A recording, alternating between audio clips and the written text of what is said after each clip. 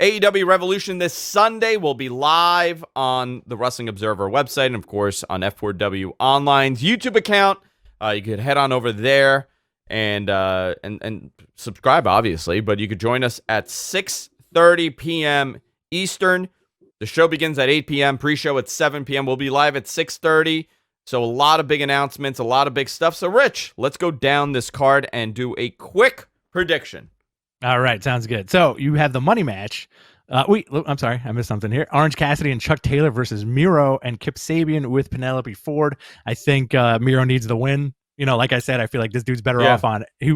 From my perspective as a fan, I'm like, this dude would have been better off on Impact.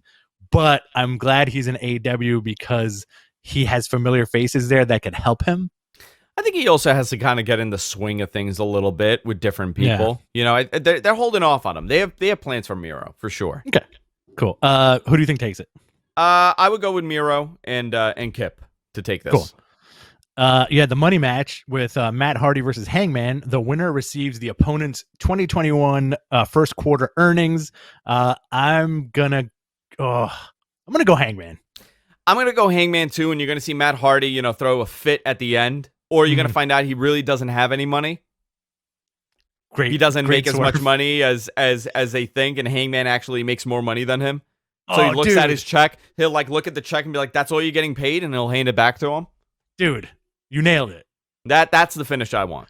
You nailed it. Why? Because Hangman, this is going to probably play out on like Wednesday or whatever, but you can easily see him going, "Hey, Hangman, I got to tell you something. Not only was I broken Matt Hardy, I'm broke Matt Hardy. I'm broke Matt Hardy." That's going to be the story going into... listen, all broke right. Matt Hardy, fantastic. Good job, Andrew. Casino Tag Team Royal, Bear Country, Alex Reynolds and John Silver, Evil Uno and Stu Grayson, Santana and Ortiz, Butcher and the Blade, Private Party, and Top Flight. It's going to be fun. The winning team receives a future tag team title match. I'm going to go Santana and Ortiz, but... only because MJF and Jericho should win the tag titles, and you're going to create even more of an issue amongst the inner circle.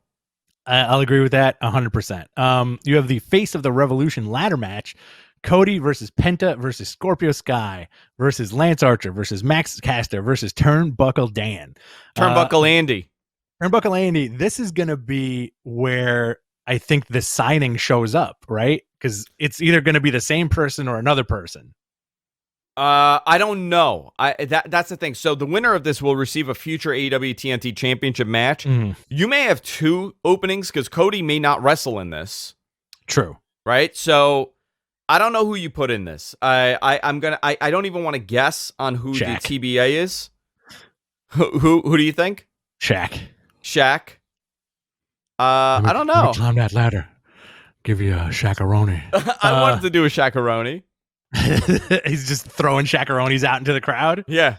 Calling the general, whatever other products that he hawks. You also have the street fight between Sting, Darby Allin versus Brian Cage and Ricky Starks. Sting and Darby have to win this, right? Sting and... yeah, 100% Sting and Darby need to win this.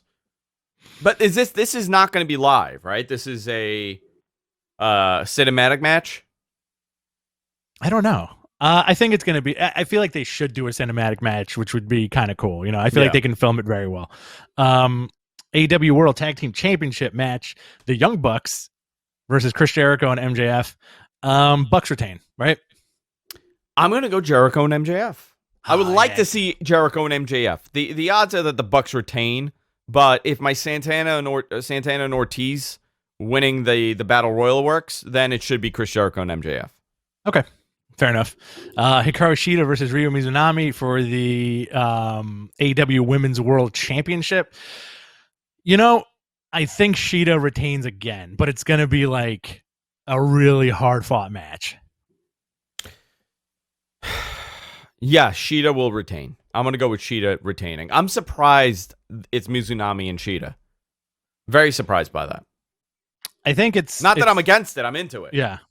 I think it's cool. It's cool because you're gonna have like a very like Japanese style match with them. It's gonna add to the show.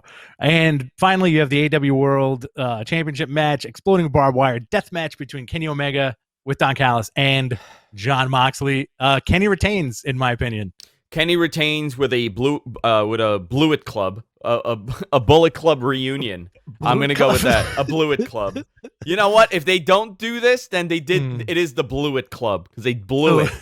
That's good. That's Kenta a TikTok probably. clip. That is. Kenta probably. I would. The way I would do this, Kenta interferes. Other Bullet Club members interfere. Becomes a whole thing. Now you've set up another Jon Moxley Kenta match to take place for the U.S. title, but this time on AEW TV. I'll agree with that. I also think Moxley is going to take some time off for the baby. The baby, yeah, because she's due. I don't know when. Soonish, right? So Soonish. Why not? I also feel like Kenny is gonna. This might just be like my fandom, but I do feel like they're gonna explode that Hayabusa scale of blood. Okay, if they do, very happy. They got to live up to the expectation of what it could be. They can't screw this up. So I know that they know that this bar is set. They have to do a great job. There's no excuse. They can't, and it has to look good aesthetically. That's the biggest thing here. Hey guys, thanks for checking out Mattman Clips. If you want to listen to a full episode of the show, click on one of the links below and be sure to subscribe to us here on YouTube and of course everywhere podcasts are available.